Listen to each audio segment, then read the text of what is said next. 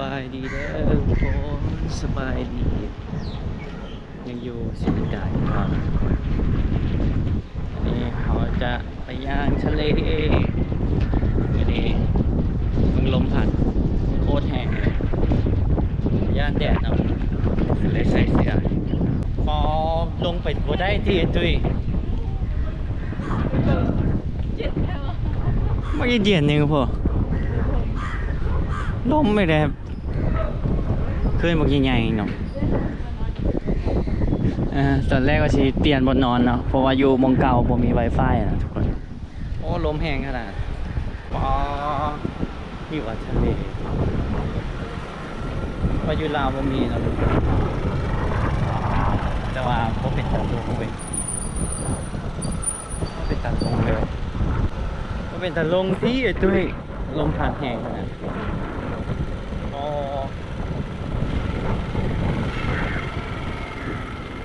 อันนี้ตอนนี้เขาอยู่เมืองในกัมบอนะทุกคนเมื่อกี้ทะเล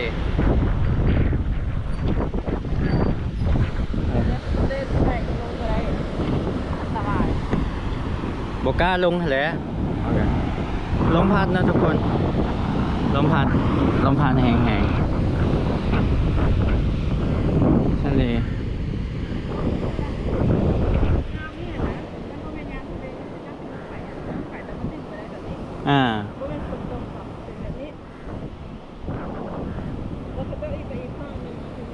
ช่วงนี้เป็นโลซีซั่นนะทุกคนอยู่นี่บน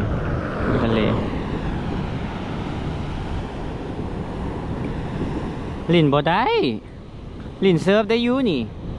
อุตส่าห์เกี่ยมเครื่องมาสวิมมิ่งเลยนี่แต่บ่ได้ลอยเนาะเป็นตาย่านนี่หลีนะเอาไหมเห็นเขาเจ้ามานั่งกินเบียร์แคมป์ไซด์หาดแล้วทุกคน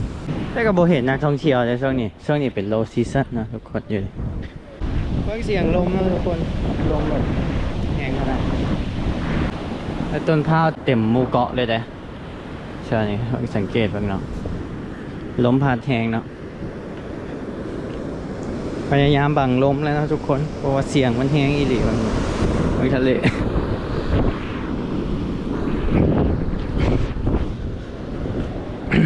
ภาพในหัวตอนแรกว่าชิได้มาลอยน้ำทะเลแบบคัก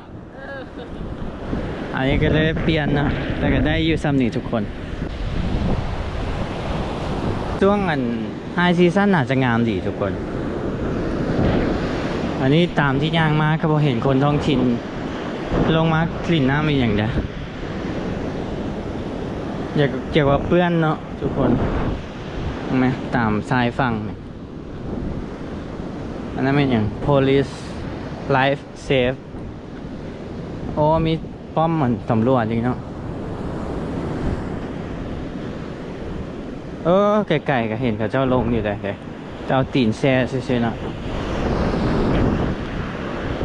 โอ้ยต้นพร้าวจะเต็มหมดเลยทุกคนสังเกตเบื้องระแวกเนี่ยเห็นปะต้นพร้าวจะเต็มหมดเลยแต่ก็มีนักท่องเที่ยวอยู่แต่เบื้องไก่ๆคนเนาะแถวนี้กาวไกลทุกคนบ้างไหมเมืองกามาลินน้ำอยู่นี่อันนี้น่าจะเป็นมองระบายน้ำเป็นคลองเนาะไหลมาแต่คนบางกาเป็นฝูงเลยเด้บ้างไหมแล้วก็เห็นอันนี้ไหนคนท้องถิ่นเนาะคนลินน้ำอยู่นี่คือว่าเงียบเหงาเนาะทุกคนเนาะเบิ่งตามชายฝั่งทะเลนี่นะถ้ามันอยู่ไทยเนาะอยู่ไทยจะแบบมีเอียงขายเต็มเลยได้ตามที่เขาเคยไปไทยเนาะไปทะเลอยู่ไทยแต่อันนี้แบบเบิ่งไหมบอเห็นเลยบอมีทั้งที่มื้อนี้เป็นวันเสาร์นะทุกคนเนาะมื้อพักผ่อนพระเจ้านะมันหยุดนะแต่กับบอเห็นคนคลื่นแห้งอีหลีเนาะทุกคนเบิ่งพุ่นนะเมื่อกี้นี่ย่างตามพ่อๆไงตีนจนเปียกเอามาลากตีนเลยซะมาโอ้เป็นตาย่านเว้ยใช่ไหมเป็นตาย่านนี่หลีนะมาลากตีนเลยซะมาอีกแล้ว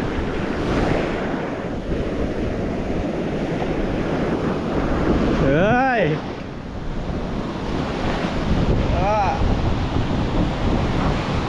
หงเพื่อนกว่าเก่า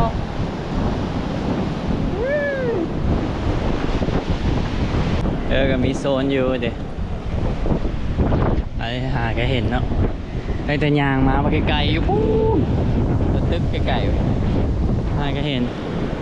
เปลี่ยนดิสิคาเฟ่นั่งถ้าคนยางมาก็จะเห็นกับเจ้านะคนท้องถิ่นกับซื้อเบียร์มากินนี่น่าจะหาปลาเอากันยางไปต่อมือพักผ่อนเดี๋ยววันเสาร์เขาเจ้าเดี๋ยวมือวันเสาร์เนาะแล้วก็เห็นผู้บ่าวผู้สาวขี่รถจักรมาฮอดนี่พี่เด้เดี๋ยวมาเบิ่งวิวเนาะทะเลจะอยู่ไกลๆเห็นเขาลงลิ่นน้ำอยู่เด้อากาศดีแล้วตอนนี้มันบ่แดดแล้วทุกคนพ่อผู้สาวนี่คือว่ากล้าลงฮอดคุณ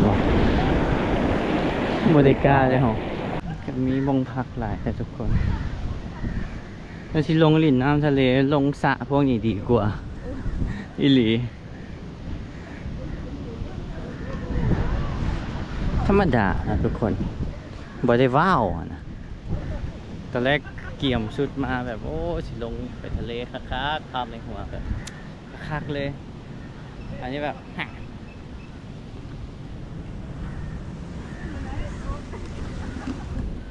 ขึ้นไปลอยเลยว่ะ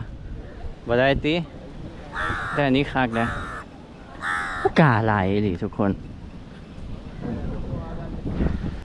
ย่างมาก็เจอคนนอนอยู่ถูกบอร์ดเลยไปประเทศนี้เนาะสถานีรถไฟอยู่ตามทางเนี่ยอันนี้ก็เห็นคนลุงนอนอยู่เมาเหล้าประจักนอนเป็นจัดแซบแต่ละวะคนลุงพักโฮมกันซะให้ตัวเองย่างมาไก่เติมมาทุกคนมาฮอดจุดนี้เห็นคนท้องถิ่นก็มาเที่ยวหลายได้บ้างสถานการณ์ฮ้อนแห้งทุกคนตอนนี้นะแต่กับเขาเจ้าก็ไม่ได้ลงเดี๋ยวนี่เราไปท้ายห้องถามทะเลซื่อๆเดี๋ยวโอ้รถเมย์กับมาฮ้อนเนาะนี่เนาะโอ้มีของกินผ่านสถานีรถเมย์ที่นี่เดี๋ยวคนก็มาแวะถ่ายรูปมีไอศครีมไปกินกระแลมไปไอ้ตุ้ยไปฮ้อนแห้งตอนนี้มันแดดนะทุกคนตอนนี้3:38ทุกคนเมืองวอเตอร์พาร์คแบบคือว่าห้างๆเลยเนี่ยเฟเวอร์ไอศครีมเดี๋ยวรสถัดเดี๋ยวอันนี้มีไข่อย่างเนี้ยนี่มันมีกุ้งมีฮอทดอกจืดกุ้งเลยตัวนี้ตัวที่ว่ากบกินเมื่อวานมีปูอีกแล้วกุ้งกับโปเตโต้แล้วจืดใหม่ๆนะมีขนมเนาะมีแต่ห้านสไตล์นี่ทุกคนอันนี้กะแลมเนาะศรีลังกาfavorite ice cream กะแลมศรีลังกานี่จะเป็นจ่วยเนาะ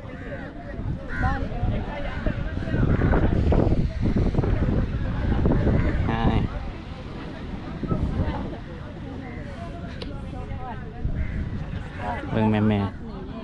เขาเจ้ากระโลมันคิดเป็นห้านขายก็คือกันเบิดทุกคนเด้อนี่มันอย่างน่าจะเป็นลูกซีนบ่ขนมตุ้ยมีปลาทูไอ้ตุ้ยมีปลาเนาะนี่ปลาทูปิ้งมีปูอีกซีฟู้ด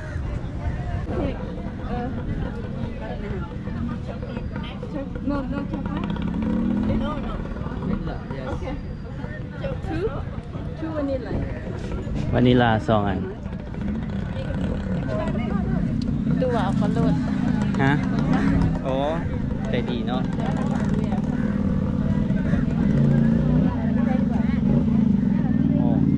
รถจักรขี่ลงงาน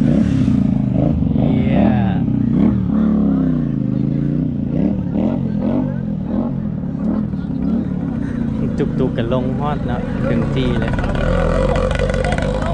ฮะ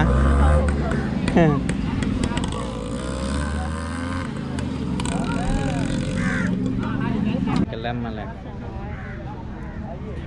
วันนี้ล่ะครับ200กับ20 บาทครับเขามีเครื่องขายเอง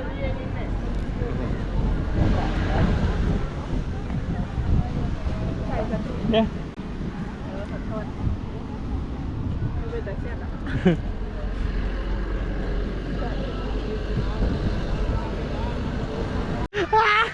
ไปตื้อยางมาพอดีนกขี่ใช่ What the heck โชคดีแล้วไอ้ตุ้ยเอ้ยเอาอีกแล้วพอตุ้ยอีกแล้วเฮ้ยมีป่าเลยเกือบป่าก่อนโอ้ยตกใจเมื่อทางเอ้ยอีกามีปลานิลทุกคนอยู่ในบ่อกาก็หลายนะมันก็มีเครื่องขายมีเครื่องขายเลยทุกคนเลย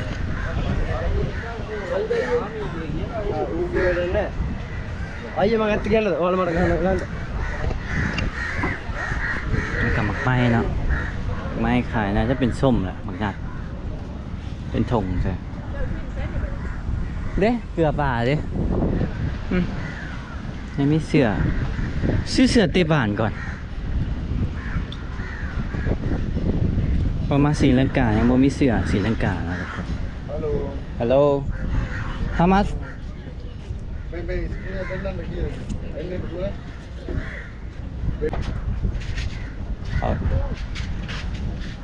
oh 2000 This bigger size. You size? Bigger size. 2,000 Ah. 2,000 กับ 200 บาท Okay, discount. discount 2,200 บาทยังว่ามีเลยอ๋อเสร็จกีฬาบอกครับyou have more ธรรมดาเว้ยlook more this is how much 1,500. 1,500 can you discount Discount. Okay. One piece. One piece. how much for discount 1,250.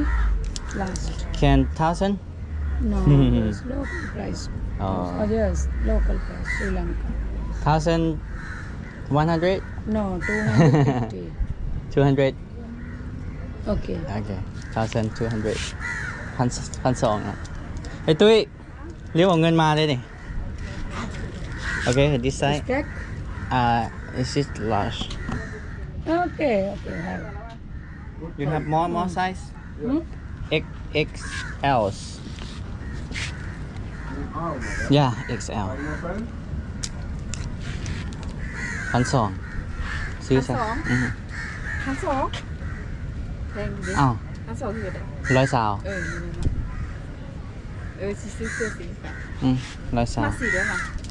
สีใดก็ได้อันนี้แคลิฟอร์เนีย This สีได้ไหม Sri Lanka. ซื้อให้หลานได้ไหม ซื้อไปซะเนาะ This มานี่ก็บ่ได้ซื้อเด้ only just same color ต่างกันเนาะ หรือว่าเฮาเอาตัวสีเหลือง นี่ไงกว่า เนาะตัวมีการเหลือง This size XL and large. This XL. Like that is. ยังไงก็มีเสื้อไปซะมาประเทศศรีลังกาโน้ตไว้เลยไอ้ตุ้ยหมักนัดเขาขายหมักนัดเนาะทุกคน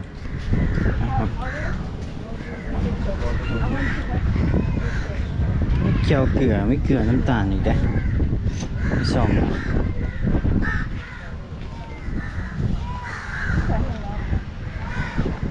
อันที่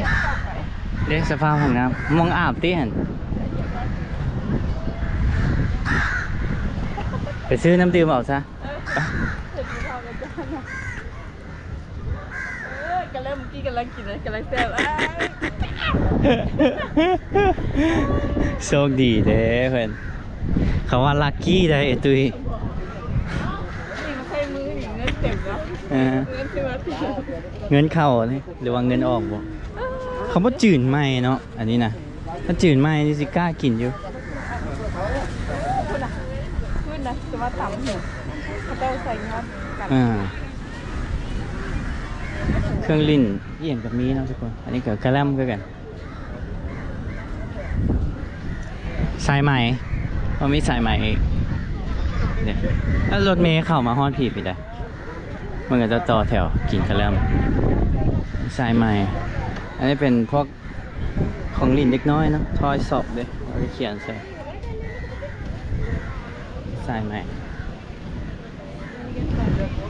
ฟิวเดียวบ้านเฮาเนาะ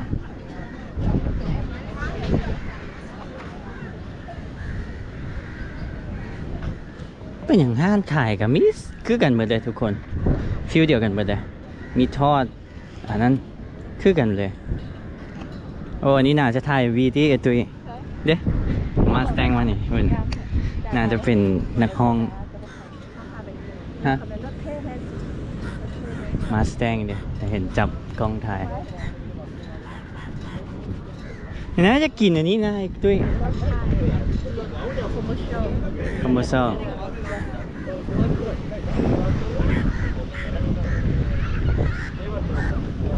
มีเฟรนช์ฟรายเนาะมีปูโอ้ยชิมไปอย่างที่เลยนะน้ำมันเราสะอาดดีเดี๋ยวได้บ่ดำได้ซื้ออย่างบ่มีเงินเอามาตอนแรกที่มาแล้วใช้กระเป๋านี่ เอาไปก่อน2,000 โน้ตมาเลยเด้อตัวน่ะ 2,000เมื่อกี้3,000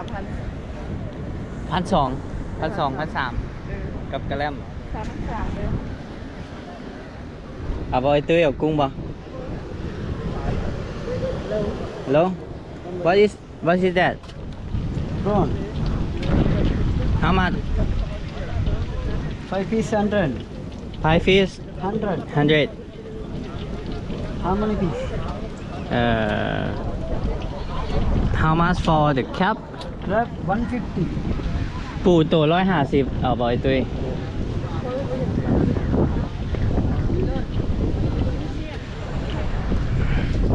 แล้วก็จืดใหม่ได้เลยเดี๋ยวมันสิบกขี่แตกว่ะแต่ตัวนี้เราจืดใหม่นะอันนี้ this one How many piece? 10 piece? 5 piece เอา5อันนะ150 150. 5 piece how much 100. 100โอเค101นะถือกลัวสถานีรถไฟได้นี่เดี๋ยวตุ้ยซีมึงไหม มันหยัง เอ้าตัวมึงวางนี่ บ่หมักนะมันแข็ง Very good. บ่ว่ามันเป็นรสชาติ No lambo no. แซ่บยังจืดไหมฮะแมน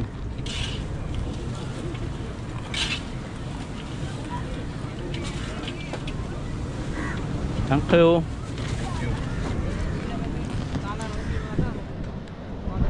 จืดไหมแซ่บอะจักแม่นอย่างเนาะแต่ว่าแซ่บเลยรสจืดไหมอันนี้จะจอมน้อยกว่าอยู่รถไฟ อันนี้ให้กับมันได้ไหมกับมันนะมาสิให้ดิ อ๋อครับ เอาถ่ายเก็บโมเมนต์ เขาเรียกกับพากันตื่นเต้นนะทุกคนไปเรียกกันลงไปลินน้ำเต็มเลย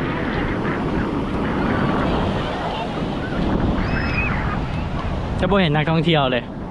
สังเกตบ้างบ่เห็นนักท่องเที่ยวเป็นพวกเรา2 คนเนาะอยู่นี่นี่คือทะเลศรีลังกา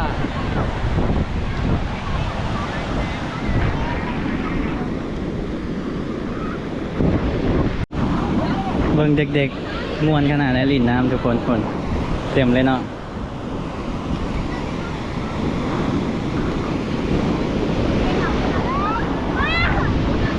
นี่เย็นดีนะเย็นดีเนาะมาอีกแล้วแต่ข้าเจ้าก็บอกกงเบ่งวะถ้ากงเบ่งไม่ใช่ไหลป่าวะเนาะน่าจะไหลเนาะทุกคนเนาะ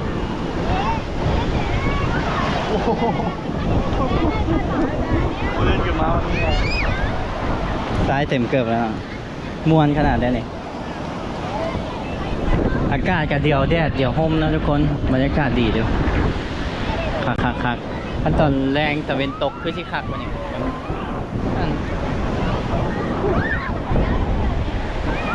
มาอีกแล้วแชร์แล้วนะไอ้ตุ้ยได้มาเลยเดี๋ยว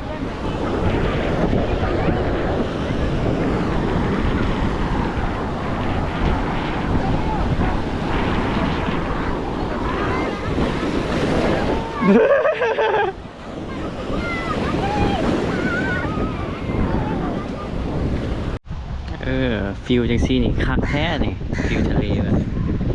พวกเขาย่างมาทุกคนตามทะเลแล้วกันมาเห็นแฮมหาดาวเลยมานั่งชิลทุกคนกิน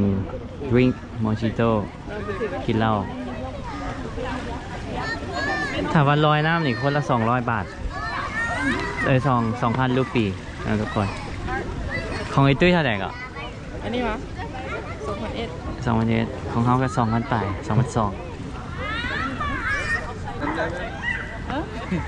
อ๋อ Okay. บรรยากาศดีนะทุกคนริมทะเลแบบมันโมมีคาเฟ่เนาะอยู่แถวนี้ทุกคน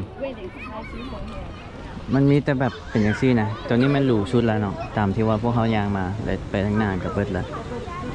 ตัวที่เขาเจ้าลินน้ำหันจะอยู่หันเนาะแต่ราคาหนาหักเลยคือเป๊ปซี่โค้กเซเว่นอัพกับ400 รูปีกับทำนี้ทุกคนขึ้นให้ทุกคนดูแล้วราคาอยู่ในโรงแรมถ้าเทียบกับยูราวแพงกว่าอยู่อเมริกาพาซ่าหรือว่าเฮียงเนาะต่างโรงแรมหรูๆอยู่บนบ้านเราแพงกว่า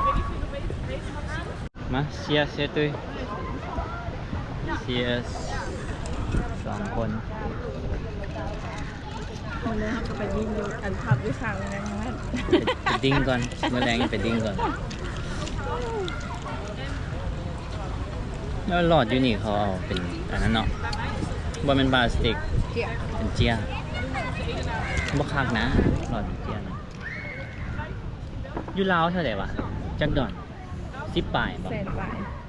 แสนปลายครับ6 ดอน บางคนก็200,000กับประมาณ9 ดอน10 ดอนอยู่นี่8 ดอนราคารุ่นลื่นบ่หลายโมจิโดส่วนใหญ่กินแต่โมจิโต้มันส้มมักส้ม โมฮิโต้ เอาโมฮิโต้โอเคนี่สั่งโค้กมาอีกแก้วหนึ่ง พักผ่อนนะทุกคนกดไลค์หน่อยนะกดไลค์สาวตุ้ยเน่นี่ 43 บาท ให้เบิ่งนี่ทะเล โฮเทล29,000 กีบ 1.3 ดอลลาร์นะ โอเคนะพี่เชียร์เลย ฮัลโหลเป็นไลฟ์สดอยู่ใน YouTube เนี่ยกินโค้กเฮ้ย Facebook ทุกคนอันนี้มันบีบอยู่ใกล้กับคือลมโบนะมันอยู่ขอถึงตา ราคาโค้ก สีกับมืออื่น 400 กับ40 บาท 43 บาท เกือบแล้วเกือบไปแล้ว อยู่ในโรงแรม5 ดาวทุกคนว่าแพงหรือว่าถูก แต่ว่าทะเล คอมเม นะ นต์มาเบิ่งเลยทุกคน มันบ่ใสคืออยู่เมืองไทยน่ะอันนี้เห็นบ่คือทะเลบ่เอเทนบีชบ่ พอดีไลฟ์สดเนาะขี่นกถึกมือเพิ่น มื้อนี้เนาะแบบว่าอันบ่กินกะแลมอยู่ยังฮอนแบบว่ากบไปทางนั้นสิแหละกำลังมีแบบขี้นกลงนี่หัวได้หัวว่าแล้วกบเว้าหยังหัวบ่กบเว้าว่ายูรักกี้ยูรักกี้ว่าจะโชคดีจังได๋เห็นบ่โชคดีจังได๋เอ้ามันโชคดี สิได้เงินเฮาว่า ได้เงินก็บอกโอเคเงินมาเงินมาเงินมาอีหลี เงินมาขอบใจไอ้อึ่งเด้อนี่เราเบิ่งไลฟ์สดอยู่ใน Facebook แล้วเราเลี้ยงข้าวได้กินข้าวแล้วมันขอบใจหลายๆไอ้กิสตาตอนนี้ตะเวนเริ่มตกแล้วทุกคนแสงงามเลยเดี๋ยวไปถ่ายรูปเนาะ ทุกคนเด้ตะเวนกำลังตกดิงามหาดตกกาเดี๋ยวบักกันทุกคน เรียบร้อยไปตุ้ยจ่ายเพราะว่ามีเงินไอ้อึ่ง เบิร์ดไปเท่านี้ทุกคนนี่2 ดอนนะทุกคน490,000 กีบมีโคกมีอะไรนะแล้วก็740 บาททุกคนไปตุ้ยไปทะเลก่อน ถ่ายคลิปแป๊บนึง อู้คักเลยได้นี่ ตอนนี้ตะเวนตกทุกคน6 โมงตอน It's almost sunset time, Cold time. so we are going to โคตรงาม นี่ทุกคนตอนนี้กำลังจะซันเซ็ตโคตรงามเลย yes เบิ่งตามหาดทรายก็จะเห็นเนาะคนท้องถิ่นนี่เขาจะไปตีบานเตะบานหลายตีบานเนาะส่วนใหญ่เขาจะตีบานแสงจะเปิดแล้วตอนนี้6 โมงทุกคน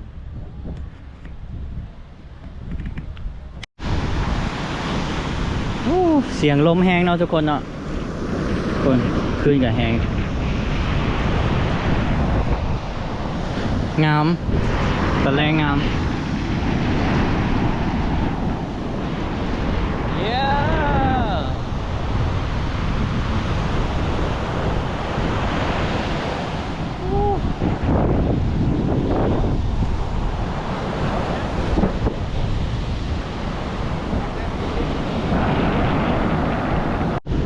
คักทุกคนมาแต่งเพลงก็จิคักเนาะแต่งเพลงแบบเศร้าๆลมอาจจะแห้งเนาะทุกคนจะว่าดังๆเนาะแต่กบก็จะรัดเสียงรบกวนพอลมพัดแห้งขนาดตอนนี้ตะเวนไปแล้วตอนนี้ตะเวนก่อนขึ้นแห้งขนาดนอนลมกับแห้ง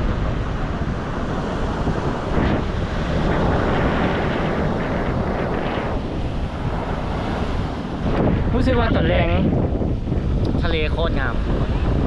อันนี้ขนาดว่าโบได้งามซัมยูไทยอยู่อย่างไรการรู้สึกว่ามันกะถักคือน้ำบ้านเฮาบ่มีนะเนาะทุกคนมันก็ตื่นเต้นนะไม่เห็นจริงๆก็รู้สึกสบายใจมากลงไปล่างเกือบทุกคนแป๊บเดียวเปียก ซาขึ้นมาฮอดแต่เกือบฮอดทำไปเอาไปต่อ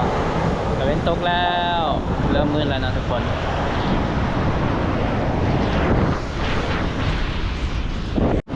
เห็นผู้สาวฝรั่งนอนทุกคนแต่ว่าโบกล้าทักให้ไปตุ้ยเรียบร้อยเลยเดี๋ยวทักอยู่ข้างหลังso cute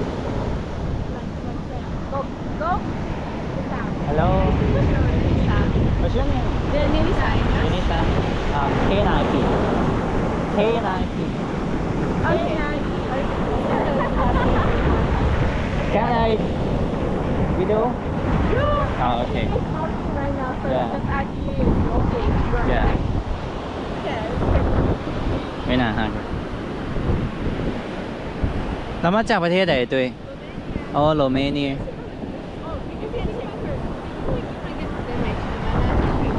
บอกว่าเรามากับผู้ใดเนาะ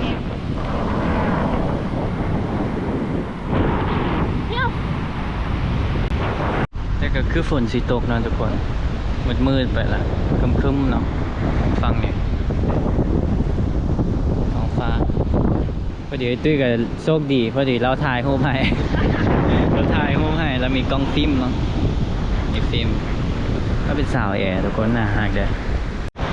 ไอ้เฮากับลงภาษาอังกฤษโอเคเนาะทุกคนไอ้ตุ้ยกับนั่งลงกับเราคิวเดียวแบบไปตลาดกับแม่นะทุกคนไปตลาดกับแม่แล้วแม่เจอหมูแล้วก็นั่งลมอยู่สินะก็ยืนบ้างก็ที่เข้าไปล้มเป็นอย่างไรเบิ่งตัวเสือกเนาะอย่างหน่อยก็ได้หมูไหมวะแล้วหนาหาแกหนาหาจริงอาจจะมืดเลยเนาะทุกคนแล้วก็ลมแห้งเนี่ยหายตุ้ยดิวกันเนาะไปตุ้ยนี่เสียยอดเสียยอดตอนนี้7 โมงแล้วทุกคนพวกเขากำลังย่างแคมชายหาดแล้วก็สกินข้าวเนาะไอ้อึ่งเลี้ยงเด็ก And spinach Kamu. stir fry. ผู้สาวนี่มากินครับ This and this. This, yeah, and spicy lobster. Yeah. Yeah. 1, 2, 3, and drink. For drink, I only go. อ๋อ I sell more or spaghetti more. แล้วแต่ตามไปตุ้ยเลย But just someนี่นะเขา3 วันนี้นะกินพอแล้วบอกพอแล้วก็ไปสั่งอีก 3 บาท 1 2 ป่ากุ้งผัก lobster แล้วก็ผัก ไอ้ตุ้ยก็พอป่ะล่ะไอ้ตุ้ยพอกับพอ เอ้าไม่กินหลายบ่ มันเป็นมื้อสุดท้ายของพวกเขาเนี่ยนะ อายุซะอายุวะ spaghetti เนาะ I can get one more spaghetti let's do กินเบียร์เนาะทุกคนอ้าว cheers เดี๋ยวเอากินสดาเด้ออันนี้ drink ก่อนกินข้าวมื้อนี้สั่งนะแต่ lobster สปาเกตตี้ผักอีก ผักมีปลา ใจ อันบ่พอไอ้ตุ้ยจะตื่มใส่เด้กับใจไอ้ตุ้ยนำเนาะเพราะเขากินค็อกเทลมื้อ22ดอนเด้ กินของแพง เหลือ30ปลายดอนไอ้บ่ฮอด30ตัว28ดอนเพราะเหลือ28ดอนเนาะ นี่คือสาวมากินข้าวกันเด้อมื้อนี้นะ เห็นบ่ต้องไปให้นกขี่ถึกอีก โชคดี Today is really funny like we walk around the beach and บรรยากาศโคตรดีทุกคนที่ไทยทุกคน and I have ice cream like the bird took okay no way so she was in the it was winter and she said okay I'm gonna enter the Icon store I'm gonna buy cigarettes and I'm gonna smoke inside and I'm going to wait here for you อ่านมาแล้วอันนี้ป่าของเขาจะแซ่บแล้วก็มีข้าวนะมันเป็นเซตทุกคน lobster 3 ตัวคนละตัวกับมีข้าวนี่ This is our food tonight last night in Sri Lanka like fancy กินรูยิ้วแพงเนาะมื้อสุดท้ายเมืองเข้าบักลายนึงโอ้ยน่าจะกินเบิดเนาะบัดนี้ Akisara thank you so much for our food tonight ใจเด้อไอ้ นี่คือสาวกินดังเลย กิน lobster ก่อน for the summer lobster ครั้งแรกเนาะในชีวิต I guess you just started right อยู่ศรีลังกา I work at the like office manager when I'm free so I ไปเกอร์กับพวกกินข้าวไม่ส่งอันเลยเซ็ตมา do this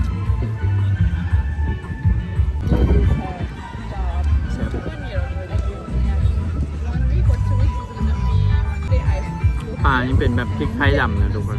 พริกไทยจะเผ็ดพริกไทย one of like มีหมักแตงมีพริกไทยดำครับ and for me it doesn't feel like